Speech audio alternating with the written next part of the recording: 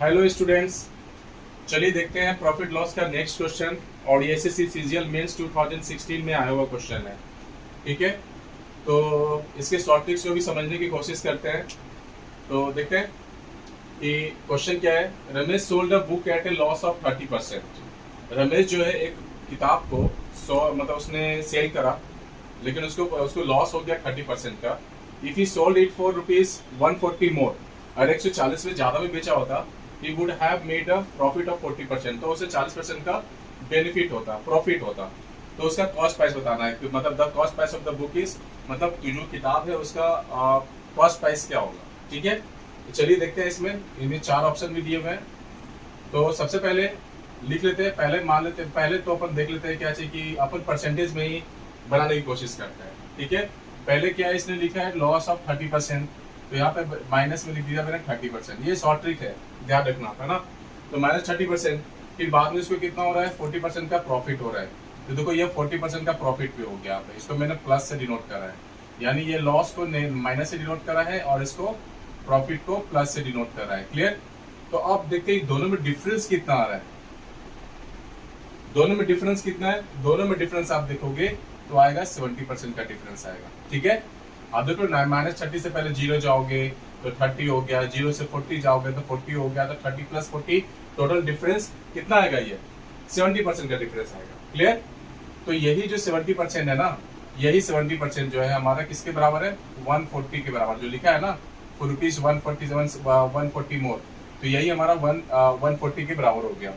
तो 1 में कितना हो जाएगा, अगर करें तो 140/70 हो गया। कितना हो जाएगा, ये 2 हो जाएगा। क्लियर।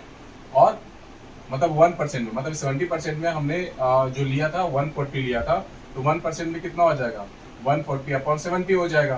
तो ये 2 हो गया, होगा ना। तो 70% इसका जो है हमारा 140 के बराबर है, तो 1 कितना हो जाएगा, 70 नीचे चला जाएगा तो 2 आ जाएगा यहाँ पे। अगर 140/70 करेंगे तो यही 100% में कितना होगा, क्योंकि ओरिजिनल तो हमारा 100% ही है, तो कितना हो जाएगा, अगर मैं बोलूंगा तो यह हो जाएगा हमारा कितना, 2 × 100, ये मिला के हो जाएगा रुपीस, ये हो जाएगा 200 हो जाएगा। क्लियर है। तो इस तरह से इसका जो आंसर होगा ना वो कितना हो जाएगा, 200 हो जाएगा। फिर देखते हैं, अगर अब एक और शॉर्ट ट्रिक है मेरे पास, तो वो भी मैं बताने की कोशिश कर रहा हूँ। मैं देख लीजिए, इसमें हो सकता है आपको इजीली समझ में वो भी आ जाए। ठीक है, चलिए पहले देखते हैं यहाँ पे क्या लिखा है, 30% लॉस लिखा है। तो पहले देखते हैं 30% लॉस को पहले कन्वर्ट करते हैं। 30 कितना हो गया, देखो यहाँ पे आ गया 3/10। तो लॉस या प्रॉफिट जो होता है ना हमेशा कॉस्ट प्राइस में होता है।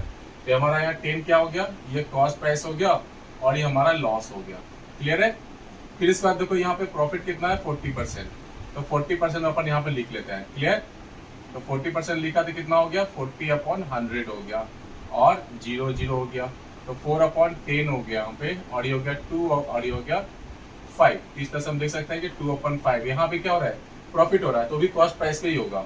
इसको भी हमने सीटी मान लिया कॉस्ट प्राइस, इसको भी मान लिया कितना, प्रॉफिट मान लिया, क्योंकि प्रॉफिट हो रहा है यहाँ पे। ठीक है, तो अब यहाँ पे ध्यान से देखो आप कि मैं यहाँ पे लिख लेता हूँ सीपी, ये लिखा मैंने एसटी, यहाँ पे लिखा मैंने लॉस, और ये लिखा मैंने प्रॉफिट के लिए लिखा, cost price, selling price, loss और प्रॉफिट के लिए मैंने लिख लिया यहाँ पे। ठीक है, तो देखो पहले वाले केस में 10 है, मैंने 10 लिख लिया। लॉस कितना हो रहा है, 3 का। तो जब कॉस्ट प्राइस में लॉस को माइनस कर देते हैं, जब 3 अगर ये माइनस कर देंगे, 10 - 3 कर देंगे, तो हमारा वो सेलिंग प्राइस बन जाएगा। तो 10 - 3 कितना हो जाएगा, 7 हो जाएगा। क्लियर है। और उसके बाद अब सेकेंड वाले केस में देखते हैं क्या चाहिए, ये कॉस्ट प्राइस कितना है, 5 है, प्रॉफिट कितना हो रहा है, 2। तो जब कॉस्ट प्राइस में प्रॉफिट ऐड कर देंगे तो हमारा सेलिंग प्राइस बन जाएगा। तो 5 + 2 कितना हो गया, यहाँ पे देखें तो 5 + 2 आ गया, 7 आ गया। क्लियर है। तो दोनों केस में क्या हो रहा है कि कॉस्ट प्राइस हमेशा सेम रहेगा। आप यार ध्यान से देखो, यहाँ पे कॉस्ट प्राइस क्या रहना चाहिए, सेम रहना चाहिए। तो यहाँ पे क्या हो रहा है, कॉस्ट, क्योंकि देखो आर्टिकल कितना है, बुक किताब एक ही है। ठीक है, तो ये कॉस्ट प्राइस को हमें क्या करना पड़ेगा, इक्वल करना पड़ेगा। तो 10 और 5 का एलसीएम कितना होगा, 10 होगा।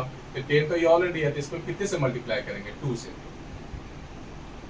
ठीक है, मल्टीप्लाई कर दिया मैंने, तो देखो ये कितना हो गया, यहाँ पे अगर देखें तो यहाँ पे हमारा बन जाता है, ये बन गया हमारा 10, ये कितना बन गया हमारा 14, और ये हमारा आ गया 4। ठीक है, अब यहाँ पे जो है कॉस्ट प्राइस यहाँ भी 10 है और ये 10 यहाँ भी है। ये 3 मत समझना, तो मैंने इसी को सॉल्व किया, यहाँ पे इसी को सॉल्व करके यहाँ पे लिखा है 10 और इसको सॉल्व करके मैंने 14 लिखा है, यहाँ पे 4 लिखा है। तो ये जो डिफरेंस दिख रहा है ना, ये 7 दिख रहा है यहाँ पे 14 दिख रहा है। इन दोनों में डिफरेंस कितना आ रहा है? इन दोनों में डिफरेंस जो आ रहा है 7 का डिफरेंस आ रहा है, 14 माइनस 7। तो 14 माइनस 7 कितना हो जाएगा? ये आ गया 7 आ गया। तो यही जो 7 है ना, ये जो लिखा है यहाँ पे 140 मोर है ना, ये डिफरेंस ही है जो वो है 140 का है। ठीक है, तो 1 में कितना आ जाएगा? अगर देखें तो 140/7, तो कितना आ गया? ये 20। ठीक है, अब ये जो 20 तो 1 में आया है यहाँ पे, ये 20 को अगर आप ये कॉस्ट प्राइस से मल्टीप्लाई करो, क्योंकि कॉस्ट प्राइस ही निकालना है, तो कॉस्ट प्राइस कितना हो जाएगा? और अगर हाँ लॉस निकालना है तो लॉस भी निकाल सकते हो, 20 को 3 से मल्टीप्लाई कर दो।